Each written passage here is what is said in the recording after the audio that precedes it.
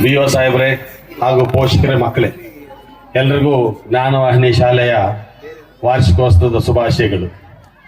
ಹಾಗೇನೆ ಈಗ ನಾವು ಸಂಸ್ಥೆಗಳು ನಡೆಸ್ತಕ್ಕಂಥವ್ರು, ಸಂಸ್ಥೆಗಳ ಬಗ್ಗೆ, ಮಕ್ಕಳ ಬಗ್ಗೆ ಒಂದು 5 ನಿಮಿಷ ಮಾತಾಡೋಣ. ದಯವಿಟ್ಟು ಎಲ್ಲರೂ ಸಹಕಾರ ಮಾಡಿ. ನಾನು ಹೇಳಿದೆ ಒಂದೊಂದು 2 ಪ್ರೋಗ್ರಾಮ್ಸ್ ಆದ್ಮೇಲೆ ಒಬ್ಬೊಬ್ರು ಕರ್ಸ್ಕೊಳ್ಳಪ್ಪ ಅಂತ. ಅವ್ರಿಗೆ ಪಾಪ ಡಾರ್ಕ್ನೆಸ್ ಬರಬೇಕು, LED ಕ್ಲಾರಿಟಿ ಬರ್ತಾ ಇಲ್ಲ, ಅದಕ್ಕೆ ಸ್ಪೀಚಸ್ ಮುಗಿಸೋಣ ಅಂತ ಅವ್ರ ಬಾಧೆ. ನೀವೇನು ನಮ್ಮ ಮಕ್ಕಳು ಬರಲಿಲ್ಲ, ಇವ್ರನ್ನ ಯಾರನ್ನ ಕರೆದು ನಮ್ಗೇನು ಕತೆ ಹೇಳ್ತಾ ಇದ್ದಾರೆ, ನಿಮ್ ಬಾಧೆ. ಕರೆಕ್ಟಾ? ಕಾರ್ಯಕ್ರಮ ಆಕ್ಚುಲಿ 6 ಗಂಟೆ ಮೇಲೆ ಸ್ಟಾರ್ಟ್ ಮಾಡಬೇಕಾಗಿತ್ತು.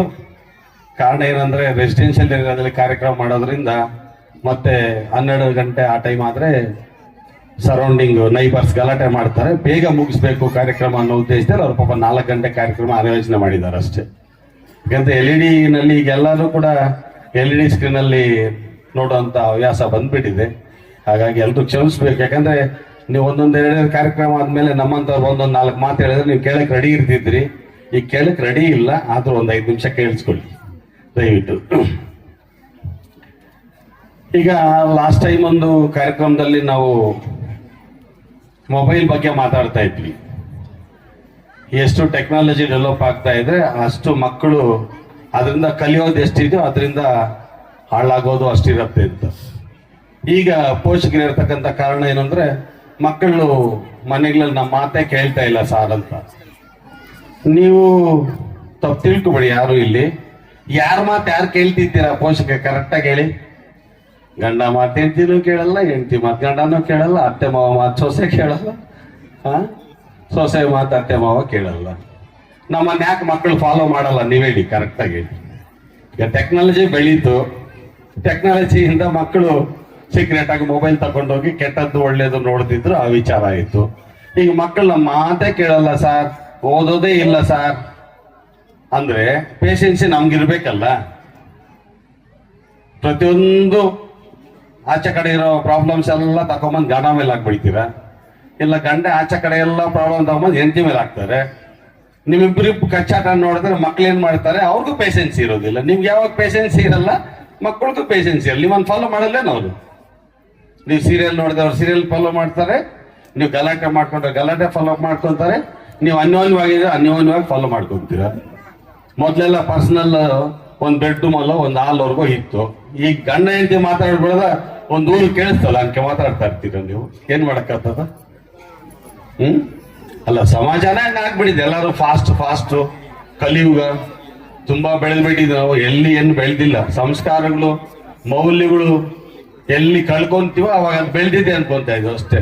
ಸಂಸ್ಕಾರಗಳು ಮೌಲ್ಯಗಳು ಇಟ್ಕೊಂಡ್ರೆ ನಾವು ಬೆಳೆದಂಗ್ ಲೆಕ್ಕ. ನಮ್ಮ ಭಾರತೀಯ ಸಂಸ್ಕೃತದಲ್ಲಿ ಸಂಸ್ಕಾರಗಳು, ಮೌಲ್ಯಗಳು ತುಂಬಾ ಮುಖ್ಯವಾದದ್ದು. ಬರೀ ಶಿಕ್ಷಣ ಕೊಟ್ಟರೆ ಸಾಲದು. ನೆಕ್ಸ್ಟ್ ಶಿಕ್ಷಣ ಪಡ್ಕೊಂಡ್ ಮಕ್ಕಳು ತಂದೆ ತಾಯಿಗೆ ಊಟ ಹಾಕ್ಬೇಕು, ಅನಾಥಾಶ್ರಮ ಕಳಿಸ್ಬಾರ್ದಲ್ವಾ? ಆ ತರದಂತ ಶಿಕ್ಷಣ ಕೊಡಬೇಕು ಅನ್ನೋದು ನಮ್ಮ ಉದ್ದೇಶ. ದಯವಿಟ್ಟು ಪೋಷಕರು ಕೂಡ ಸ್ವಲ್ಪ ನೀವು ಮಕ್ಕಳಿಗೆ ಎಲ್ಲ ಕೊಡ್ತೀರಾ, ಎಲ್ಲ ಬಟ್ಟೆ ಕೊಡ್ತೀರಾ. 100 ರೂಪಾಯಿ ಬಟ್ಟೆ ಕೇಳಿದ್ರೆ 200 ರೂಪಾಯಿ ಬಟ್ಟೆ ಕೊಡಿಸ್ತೀರಾ. ಎಲ್ಲ ಒಂದು ರೋಡ್ ಪಕ್ಕದಲ್ಲಿ ಒಂದು ಹೋಟ್ಲಲ್ಲಿ ಊಟ ತಿಂದ್ರು ಕೂಡ ಹೊಟ್ಟೆ ತುಂಬತ್ತೆ, ರುಚಿಯಾಗಿರುತ್ತೆ. ಇಲ್ಲ ಒಳ್ಳೆ ಹೋಟ್ಲಿಗೆ ಹೋಗೋಣ ಅಂತ ಕರ್ಕೊಂಡು ಹೋಗ್ತೀರಾ. ನೀವೇನ್ ಮಾಡಿದ್ರು ಕೂಡ ಮಕ್ಕಳಿಗೆ ಕಷ್ಟ ಕೊಟ್ಟಿಲ್ದೀರ ನೀವು ನಟಿಸ್ತಾ ಇದ್ದೀರಾ ತಂದೆ ತಾಯಿ. ಇದು ತುಂಬಾ ತಪ್ಪಲ್ವಾ? 100 ರೂಪಾಯಿ ಕೇಳಿದ್ರೆ ನಮ್ಮ ಹತ್ರ 25 35 ಅಂತ ಕಳ್ಸಿ. ಕೇಳಿದ ತಕ್ಷಣ ಇವತ್ತು ಯಾಕೆ ಕೊಡಿಸ್ತೀರ ನೀವು? ಇವತ್ತು ಕೇಳಿದ್ರೆ 4 ದಿನ ಸತಾಯಿಸಿ ಕೊಡಿಸಿ, ಮಕ್ಳಿಗೆ ಪೇಷನ್ಸಿ ಬರುತ್ತೆ. ಅವಾಗ್ಲೇ ಹೇಳ್ದೆ, ಯಾಕೆ ಗಲಾಟೆ ಮಾಡ್ಕೊಂತ ಮನೆಗಳಲ್ಲಿ ಅಂದ್ರೆ ಸಣ್ಣ ಕೇಳಿದ ತಕ್ಷಣ ಇಂಟಿಗೆ ತಂದ್ಕೊಟ್ಬಿಡ್ಬೇಕು. ಗಂಡ ಮನೆಗೆ ಬಂದ ತಕ್ಷಣ ಏನ್ ಬೇಕಾದ್ ಮಾಡಿಕ್ ಬಿಡ್ಬೇಕು. ಆಯ್ಮನ್ಗೆ 4 ಅಲ್ಲಿ ಇರ್ತದ? ಆಚೆ ಇದನ್ನ ಕಷ್ಟಪಟ್ಟಿದ್ ಮಾತ್ರಕ್ಕೆ ಬಂದು ಮನೆಯಲ್ಲಿ ಹೋದ್ ಗಲಾಟೆ ಮಾಡ್ತಾರೆ. ಇಲ್ಲ, ನೀವು ಅವ್ರ ಮೇಲೆ ಬೀಳ್ತೀರ, ಅವ್ರು ನಿಮ್ಮ ಮೇಲೆ ಬೀಳ್ತೀರಾ. ಅವ್ರು ಎಲ್ಲಿ ಬರುತ್ತೆ ಸಂಸ್ಕಾರಗಳು? ದಯವಿಟ್ಟು ನಾವು ಶಾಲೆಗಳಲ್ಲಿ ಇದು ಅನುಭವಿಸ್ತಾ ಇರ್ತಕ್ಕಂಥದ್ದು. ಮಕ್ಕಳು ಶಿಕ್ಷಕರ ಮಾತು ಬಿಟ್ರೆ ಪೇರೆಂಟ್ಸ್ ಮಾತು 90% ಕೇಳ್ತಾ ಇಲ್ಲ. ಇಲ್ಲಿ ಬರ್ತಿರ್ತಕ್ಕಂಥ ಪೇರೆಂಟ್ಸ್ ಅಲ್ಲಿ ಎಷ್ಟು ಮಕ್ಕಳು ನಿಮ್ಮ ಮಾತು ಕೇಳ್ತಾ ಇದ್ದಾರೆ? ಕರೆಕ್ಟಾಗಿ ಹೇಳಿ, ಪ್ರಾಮಾಣಿಕವಾಗಿ ಹೇಳಿ, ಕೈ ಎತ್ರಿ. ಎಷ್ಟು ಜನ ನಿಮ್ಮ ಮಕ್ಕಳು ಕರೆಕ್ಟಾಗಿ ನಿಮ್ಮ ಮಾತು ಕೇಳ್ತಾರಂತ? ಯಾರು ಎತ್ತಲಿಲ್ಲ ಅಂದ್ರೆ ಕೇಳಲ್ಲ. ಯಾಕೆ ಕೇಳಲ್ಲ ಅಂದ್ರೆ ತಂದೆ ತಾಯಿನಲ್ಲೇ ಪೇಷನ್ಸಿ ಇಲ್ಲ. ನೀರು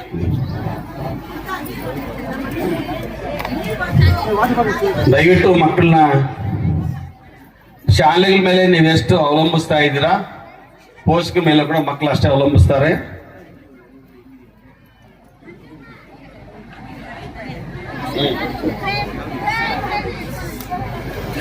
ಇಪ್ಪತ್ನಾಲ್ಕು ಗಂಟೆಯಲ್ಲಿ ಮಕ್ಕಳು ನಮ್ಮ ಹತ್ರ ಇರೋ 5 ಅವರ್.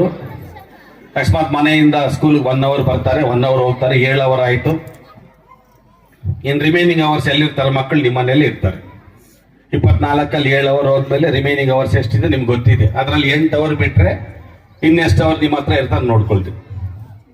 ಅದರಲ್ಲಿ ನೀವು ಎಷ್ಟು ಅವರ್ ಅವ್ರನ್ನ ಕೂಡ್ಸಿ ಓದಿಸ್ತಾ ಇದ್ದೀರಾ, ಬರೆಸ್ತಾ ಇದ್ದೀರಾ ನೋಡಿ. ಒಂದ್ ಕಾಲಕ್ಕಿತ್ತು ಜಸ್ಟ್ ಪಾಸ್ ಆದ್ರೆ SLC ನಲ್ಲಿ ಸಾಕು, PUC ಪಾಸ್ ಆದ್ರೆ ಸಾಕು, ಡಿಗ್ರಿಲಿ ಪಾಸ್ ಆದ್ರೆ ಸಾಕು ಅಂತ. ಈಗ 0.1%, 2% ಕೂಡ ತುಂಬಾ ಇಂಪಾರ್ಟೆಂಟ್ ಇದೆ. ಕಾಂಪಿಟೇಷನ್ಸ್ ಹಂಗಿದೆ. ನಿಮ್ಗೆ ಎಜುಕೇಶನ್ ನಲ್ಲಿ ಮಲ್ಟಿ ಆಪ್ಷನ್ಸ್ ಇದೆ, ಜಾಬ್ಸ್ ಅಲ್ಲಿ ಮಲ್ಟಿ ಆಪ್ಷನ್ಸ್ ಇದೆ. ನಿಮ್ ಮನೆ ಮುಂದೆ ಒಳ್ಳೆ ಶಾಲೆಗಳು ಬಂದಿದೆ, ಒಳ್ಳೆ ಕಾಲೇಜುಗಳು ಬಂದಿದೆ, ಒಳ್ಳೆ ಟೆಕ್ನಾಲಜಿ ಕಲಿಸ್ತಕ್ಕಂಥ ಅವಕಾಶಗಳು ನಿಮ್ಮ ಮನೆಗೆ ಮುಂದೆ ಬಂದಿದೆ. ಪ್ರಪಂಚದಲ್ಲಿ ಒಳ್ಳೆ ಅವಕಾಶಗಳು ಸಿಕ್ಕಿದೆ ನಿಮ್ಗೆ. ಜಾಬಲ್ಲಾಗ್ಬೋದು, ಶಿಕ್ಷಣದಲ್ಲಾಗ್ಬೋದು, ಪ್ರತಿಯೊಂದಲ್ಲಾಗ್ಬೋದು. ಆದ್ರೆ ಪೇಷನ್ಸಿ ಅನ್ನೋದು, ಸಭ್ಯತೆ ಅನ್ನೋದು ನಮ್ಮಲ್ಲಿ ಇಲ್ಲ. ದಯವಿಟ್ಟು ಅದನ್ನ ಕಲ್ಸ್ಕೊಡಿ ಮಕ್ಕಳಿಗೆ. ಸ್ಕೂಲಿಂದ ಬಂದ ತಕ್ಷಣ ಏನ್ ಮಾಡ್ತೀರಾ? ಪಾಪ ಈಗ ತಾನೇ ಸ್ಕೂಲಿಂದ ಮತ್ತೆ ಆಟ ಆಡಕ್ ಬಿಡಿ ಅಂತ ಹೇಳ್ತೀರಾ. 4 ಗಂಟೆಗೆ ಆಟ ಆಡಕ್ ಹೋದ್ರೆ ಮಗು ಕತ್ಲಾಗೋರ್ಗು ನಿಮ್ ಮನೆಗೆ ಬರೋಲ್ಲ, 6 ಗಂಟೆವರೆಗೂ ಮನೆಗೆ ಬರೋಲ್ಲ. ನೀವೇನ್ ಮಾಡ್ತೀರಾ? ಬಾರೋ ಬಾಮ್ಮ, ಬಾರೋ ಬಾಮ್ಮ. ನೀವು 4 ಸಾರಿ ಕರೆದು 5ನೇ ಸಾರಿ ಅಲ್ಲವರು ರೋಡಲ್ಲಿ ಇರಲ್ಲ, ಮಗು ಪಕ್ಕದ ಗಲ್ಲಿಗೆ ಹೋಗ್ಬಿಟ್ಟಿರುತ್ತೆ. ಇವ್ ಕರೀತಾ ಇರ್ತಾರೆ ಸಿಕ್ತಿರೋ ಹೊಟ್ಟೋಗ್ಬೇಕು ಅಂತ.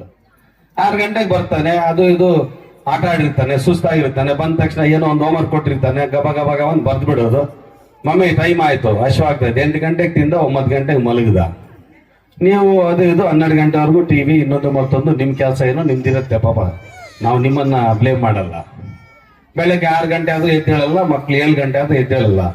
ಎದ್ದು ಸದ್ಯಕ್ಕೆ ಅರ್ಜೆಂಟ್ ಬಸ್ ಟೈಮ್ ಎದ್ದು ರೆಡಿಯಾಗಿ ಹೋಗ್ಬಿಟ್ರೆ ಸಾಕು, ನಿಮ್ಗೆ ಅದೇ ದೊಡ್ಡ ವಿಷಯ. ಕಳ್ಸಿಬಿಟ್ಟಿದ್ವ, ಅಯ್ಯೋ ನಮ್ ಡ್ಯೂಟಿ ಮುಗಿದೋಯ್ತಪ್ಪ, ಸ್ಕೂಲ್ ಕೊಟ್ಟೋದ ಮಗು. ಪಾಪ 5 ಗಂಟೆಗೆ ಎಷ್ಟು ಜನ ಎಬ್ಬಿಸ್ತಾ ಇದ್ದೀರಾ ಮಕ್ಕಳನ್ನ? ಕರೆಕ್ಟಾಗಿ ಹೇಳಿ, 5 ಗಂಟೆಗೆ ಎಷ್ಟು ಜನ ಎಬ್ಬಿಸಿ ಓದಿಸ್ತಾ ಇದ್ದೀರಾ? 1 or 2 ಪೇರೆಂಟ್ಸ್ ಕೂಡ ಇಲ್ಲ. ಅದನ್ನೇ ಹೇಳಿದೆ, ಪೇಷನ್ಸ್ ಇಲ್ಲ ಅಂದ್ರೆ ಅದನ್ನ ಏನ್ ರೆಸ್ಪಾನ್ಸಿಬಿಲಿಟಿ ತಗೊಂತ ಇಲ್ಲ ಪೇರೆಂಟ್ಸ್ ಅಂತ.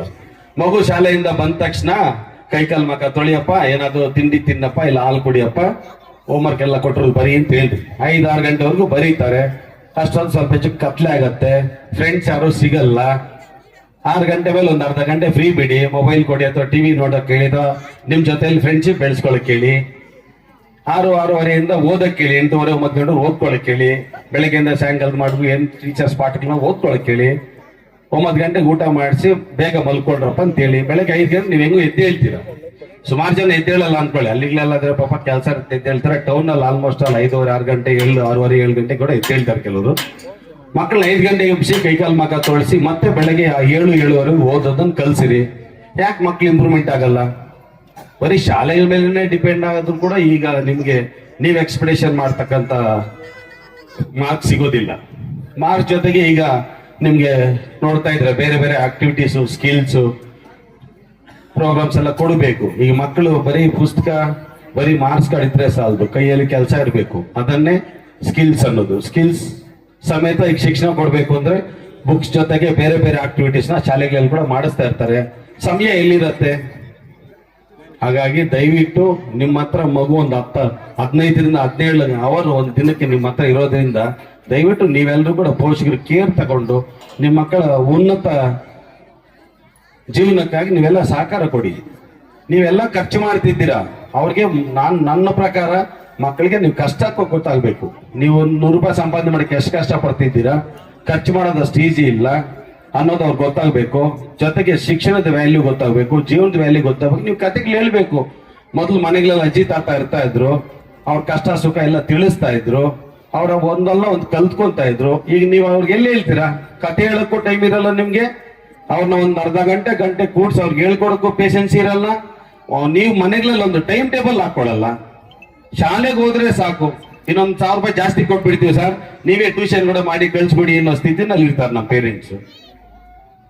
ಇನ್ನ ಕೆಲವರು ಹೇಳ್ತಾರೆ ಟ್ಯೂಷನ್ ಕಳಿಸ್ತಾ ಇದಾರೆ ಅಂತ. ಇಲ್ಲಿ ಯಾರು ಟ್ಯೂಷನ್ ಮಾಡೋರು ಬೇಜಾರು ಮಾಡ್ಕೊಡಿ. ಇಲ್ಲಿ ಸಬ್ಜೆಕ್ಟ್ಗೊಂದು ಟೀಚರ್ ಇರ್ತಾರೆ, ಕ್ಲಾಸ್ಗೊಂದು ಟೀಚರ್ಸ್ ಇರ್ತಾರೆ, 10ರಿಂದ 15 ಜನ ಶಿಕ್ಷಕರು ಪಾಠ ಮಾಡ್ತಾ ಇರ್ತಾರೆ. ಟ್ಯೂಷನ್ ನಲ್ಲಿ 5ನೇ ಕ್ಲಾಸ್ ಒಂದು 3 ಮಕ್ಕಳು, 7ನೇ ಕ್ಲಾಸ್ ಒಂದು 2, LKG ಒಂದು 3, 10th ಅವ್ರು 4 1 ಅವರಲ್ಲಿ ಆ ಟೀಚರ್ ಏನ್ ಮಾಡ್ತಾರೆ ಹೇಳಿ? ನೀವು ಟ್ಯೂಷನ್ಸ್ ಮೇಲೆ ಅಥವಾ ಶಾಲೆ ಮೇಲೆ ಡಿಪೆಂಡ್ ಆದ್ರೆ ನಿಮ್ಮ ಮಕ್ಕಳು ನೀವು ಎಕ್ಸ್ಪೆಕ್ಟೇಷನ್ ಮಾಡಿದಷ್ಟು ಗೋಲ್ ರೀಚ್ ಆಗಕ್ಕಾಗಲ್ಲ. ದಯವಿಟ್ಟು ಪೋಷಕರೇ, ನೀವು ಖರ್ಚು ಮಾಡ್ತಾ ಇದ್ದೀರಾ, ಎಷ್ಟು ಬೇಕಾದ್ರೂ ಕಟ್ತೀವಿ ಅಂತ ಹೇಳ್ತೀರಾ, ಆದ್ರೆ ನಿಮ್ ಕಡೆಯಿಂದ ಸಹಕಾರ ಇಲ್ದಿರ ಬರೀ ಶಾಲೆಗಳ ಮೇಲೆ ಡಿಪೆಂಡ್ ಆದ್ರೆ ಕಷ್ಟ ಆಗತ್ತೆ. ದಯವಿಟ್ಟು ಆಸ್ ಎ ನಾವು ಮ್ಯಾನೇಜ್ಮೆಂಟ್ ಆಗಿ ನಿಮ್ಮ ಹತ್ರ ರಿಕ್ವೆಸ್ಟ್ ಮಾಡ್ತಿದ್ದೀವಿ ಅಷ್ಟೇ. It is not order, only request. ಯಾಕಂದ್ರೆ ಪ್ರತಿಯೊಂದು ಮಗು ಕೂಡ ನಮ್ಮ ಮಕ್ಕಳೇ. ಈ ಪ್ರಪಂಚದಲ್ಲಿ ಈ ಭೂಮಿ ಮೇಲೆ ನಮ್ಮ ಶಾಲೆಗೆ ಬರ್ತಕ್ಕಂಥ ಮಕ್ಕಳೆಲ್ಲ ನಮ್ಮ ಮಕ್ಕಳೇ ಅಂತ ಭಾವಿಸುವಂತ ಏಕೈಕ ಜೀವಿ ನಮ್ಮ ಶಿಕ್ಷಕರು, ನಮ್ಮ ಮ್ಯಾನೇಜ್ಮೆಂಟ್ ಅವರು. ಯಾರು ಕೂಡ ಬೇರೆ ಮಕ್ಕಳನ್ನ ನಮ್ಮ ಮಕ್ಕಳು ಅಂತ ಇಷ್ಟಪಡಲ್ಲ. ನಮ್ಮ ಮನೆಗಳ ನಮ್ಮ ಮಕ್ಕಳನ್ನ ಅಷ್ಟು ಕೇರ್ ತಗೊಳ್ಳಲ್ಲ, ನಮ್ಮ ಶಾಲೆಗೆ ಬರೋ ಮಕ್ಕಳನ್ನ ಅಷ್ಟೊಂದು ಕೇರ್ ತಗೊಳ್ತಾರೆ ನಮ್ಮ ಶಿಕ್ಷಕರು, ನಮ್ಮ ಮ್ಯಾನೇಜ್ಮೆಂಟ್ ಅವ್ರಿಗೂ ಕೂಡ ನಮ್ಮ ಕಡೆಯಿಂದ ಒಂದು ಹ್ಯಾಟ್ಸಪ್ ಹೇಳ್ಬೇಕು. ಹಾಗಾಗಿ ದಯವಿಟ್ಟು ಪೋಷಕರು ತುಂಬಾ ಕಷ್ಟ ಸುಖ ಮಕ್ಕಳಿಗೆ ಹೇಳಿ, ದುಡ್ಡಿನ ಬೆಲೆ ಹೇಳಿ, ಜೀವನದ ವ್ಯಾಲ್ಯೂಗಳು ಹೇಳಿ, ಮೌಲ್ಯಗಳು ಹೇಳಿ, ನೀನು ಅವ್ರಿಗೆ ಕನಸುಗಳನ್ನ ಕಾಣಕ್ಕೆ ಅವಕಾಶ ಕೊಡಿ.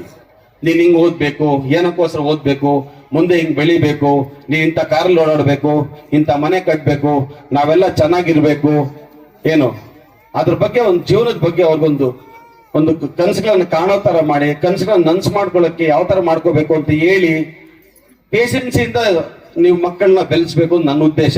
ಯಾಕಂದ್ರೆ ತಂದೆ ತಾಯಿ ಪೇಷನ್ಸ್ ಇಲ್ಲ ಅಂದ್ರೆ ಮಕ್ಕಳಿಗೆ ಎಲ್ಲಿಂದ ಬರುತ್ತೆ ಹೇಳಿ? ಇನ್ನೊಂದಂದ್ರೆ ನಾವು ಮನೇಲಿ ನಡ್ಕೊಳ್ಳೋದನ್ನ ನಮ್ಮ ಮಕ್ಕಳು ಫಾಲೋ ಮಾಡ್ತಿರ್ತಾರೆ. ದಯವಿಟ್ಟು ಅದನ್ನ ಇನ್ಮೇಲೆ ಅದ್ರ ಗುಟ್ಟಾಗಿ ನಿಮ್ದೇನ ಸಮಸ್ಯೆ ಇರಲಿ ಇನ್ನೊಂದು ಮತ್ತೊಂದು ಗುಟ್ಟಾಗಿ ಮೇಂಟೈನ್ ಮಾಡಿ. ಮಕ್ಕಳು ಮುಂದೆ ಸ್ವಲ್ಪ ಶ್ರೀಮಂತಿಕೆ ತೋರಿಸ್ತೀರಾ, ಏನಿದೆ ಅದನ್ನ ವಾಸ್ತವಾಂಶ ತೋರಿಸಿ ಮುಂದೆ ಜೀವನ ಹೇಗಿರುತ್ತೆ ಅಂತ ಅವ್ರಿಗೆ ಒಳ್ಳೆ ಮಾತುಗಳಲ್ಲಿ ಹೇಳಿ. ನೀವು ಪೇಷನ್ಸ್ ಇಂದ ಬೆಳಗ್ಗೆ 1-2 ಅವರ್ ಮಕ್ಕಳಿಗೆ ಅವಕಾಶ ಕೊಡಿ, ಸಾಯಂಕಾಲ 1-2 ಅವರ್ ನಿಮ್ಮ ಹತ್ರ ಕೂಡಿಸ್ಕೊಂಡು ನಿಮ್ಗೆ ಬರುತ್ತೋ ಬರಲ್ವೋ ಅದನ್ನ ಅವ್ರಿಗೆ ಎಷ್ಟು ಬರುತ್ತೋ ಅಷ್ಟು ಮಾತು ಹೇಳ್ಕೊಟ್ಟು ನೀವು ಪಕ್ಕದಲ್ಲಿ ಕೂತ್ಕೊಂಡು ಗಮನಿಸಿ. ಮಕ್ಕಳು ಮುಂದಿನ ವಿದ್ಯಾಭ್ಯಾಸಕ್ಕೆ, ಮುಂದಿನ ಜೀವನಕ್ಕೆ ನೀವೆಲ್ಲ ದಾರಿದೀಪಗಳಾಗಬೇಕು ಅಂತ ಕೋರ್ತಾ ನನ್ನ ಮಾತನ್ನು ಮುಗಿಸ್ತೀನಿ. ಜೈ ಹಿಂದ್, ಜೈ ಕರ್ನಾಟಕ.